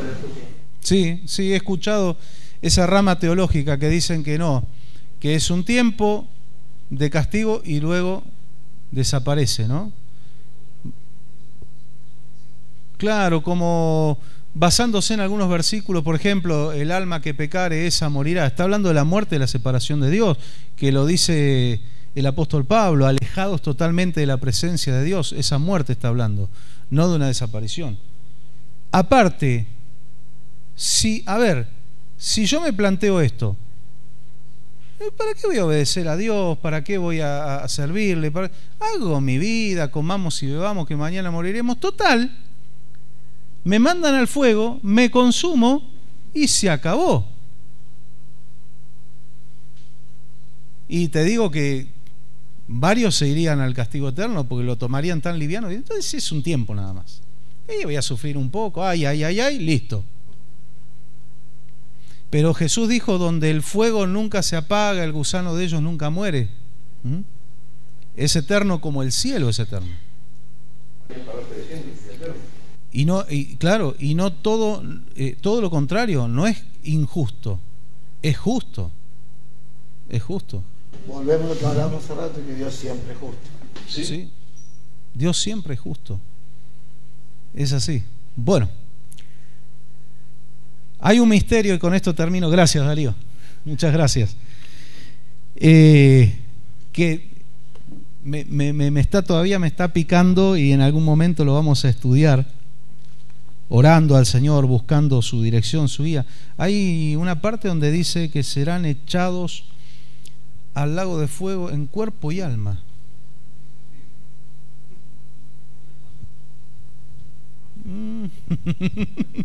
Pero ahora no voy a decir nada. Se aguanta. No, ya lo vamos a investigar a la luz de la palabra y con la guía del Espíritu Santo. Surgen preguntas así a borbotones, ¿no? Vamos a recibir un cuerpo glorificado. ¿Será que recibirán un cuerpo para sufrir? Bueno, no lo sabemos. No habla mucho la Biblia de eso, pero vamos a ver qué es lo que revela la palabra. Estamos de pie, nos ponemos de pie. Agradecemos al Señor por este tiempo tan enriquecedor para todos nosotros y la fortaleza del Señor para nuestras vidas. También de entender que en los momentos difíciles que nos tocan vivir, momentos tristes a veces en la vida, pero no solo hay victoria aquí de parte del Señor, sino que hay una eternidad alejada del dolor, del sufrimiento y de todo lo malo que uno puede imaginar, ¿no? Tenemos que llegar, que el Señor nos ayude a ser fieles mañana, como hoy, mejor que hoy, pasado y hasta el último día. ¿Cómo se logra esto? Día a día, día a día. Oramos al Señor. Te damos gracias por este tiempo de comunión con nuestros hermanos, con los que están mirando a través de Facebook, los que escuchan en la radio, los que van a ver el canal de YouTube. Los bendecimos también, Señor. Que tu Espíritu Santo bendiga y fortalezca esas vidas, Señor. Y bendice a todos los que están aquí presentes, los que han subido a tu casa. Es un lugar espiritualmente elevado, Señor. Por eso tu palabra habla de subir a Jerusalén. Señor, bendice los que todos lleven de este lugar una recompensa tuya. Fortaleza en su alma, en su espíritu, en sus cuerpos. Renueva cada célula, Señor, del organismo. Quita dolencias en los huesos, las coyunturas, Señor. Trae nuevas fuerzas en el espíritu, en el alma y en el cuerpo, Señor. En el nombre de Jesús. Gracias por tu palabra. Gracias porque es tan profunda, tan rica y a su vez tan sencilla, Señor. Tu Espíritu Santo, Señor, es nuestro Maestro. Tú abres nuestros ojos, podemos tener luz. Señor, gracias porque nos llamaste, gracias porque nos justificaste, nos santificaste, nos glorificaste, como escuchábamos tu palabra, Señor, en estos días. Gracias te damos porque no es por nuestros méritos, es por tu sacrificio, Jesús, que hoy estamos aquí, adorándote, alabándote, confiando por lo que vendrá, Señor, confiando por respuesta a nuestras oraciones, por puertas que se abren de bendición, puertas de trabajo. Señor, toda necesidad está cubierta en ti. Tú nos darás, así como nos diste a Jesucristo, Padre amado, tú nos darás también todas las cosas juntamente con Él, sobreabundantemente. Te glorificamos y te bendecimos. Señor, guarda a mis hermanos al regresar a sus hogares, cúbrelos bajo tus alas, protégelos y bendícelos en el nombre de Jesús. Amén. Amén. Gloria a Dios. Denle un fuerte aplauso al Señor. Él es digno y merecedor de toda la gloria, toda la honra. Amén. Gracias, Señor. Oremos unos por los otros, no se olviden de orar, oren por nosotros, también necesitamos de su oración. Dios les bendiga mucho más todavía, el Señor los guarde, los acompañe.